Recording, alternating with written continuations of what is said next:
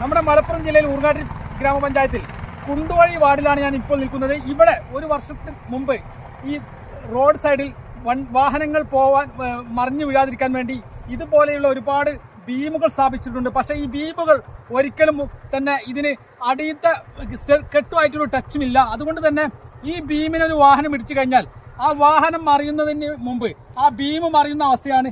അതുകൊണ്ട് ഊർങ്ങാട്ടി പഞ്ചായത്തിൽ ഈ ഒരു പദ്ധതി വൻ അഴിമതിയുണ്ട്. ഇത് വിജിലൻസിനെ കൊണ്ട് അന്വേഷിപ്പിച്ചേ പറ്റൂ. ഇതിന്റെ അഴിമതി പുറത്തു കൊണ്ടുവരണം. ഈ ഒരു ബീം ഇവിടെ വീണ് കിടന്നിട്ട് ഒരു വർഷമായി, ഇതുവരെയും ഇത് ഇവിടെ നന്നാക്കിയിട്ടില്ല.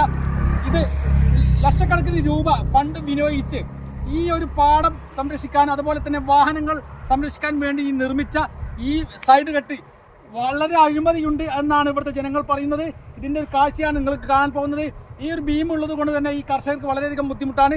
അതുകൊണ്ട് ഇവിടെയുള്ള ജനങ്ങൾക്ക് പ്രധാനമായി പറയാനുള്ളത് ഈ റോഡ് വീതി കൂട്ടണം, കഴിയുന്നതും വളവ് നിവർത്തണം. അതുപോലെ തന്നെ ഇതുപോലുള്ള അഴിമതി ജനങ്ങൾ ചൂണ്ടിക്കാണിക്കും.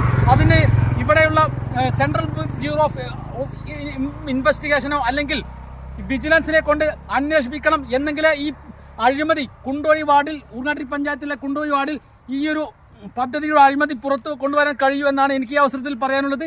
ഇതാണ്. അതുകൊണ്ട് ഈ ഊർങ്ങാട്ടി ഗ്രാമപഞ്ചായത്ത് ഭരിക്കുന്ന ഭരണസമിതി വൻ അഴിമതിയിൽ കുളിച്ചിരിക്കുന്ന ഒരു കാഴ്ചയാണ് ഈ കാണുന്നത്.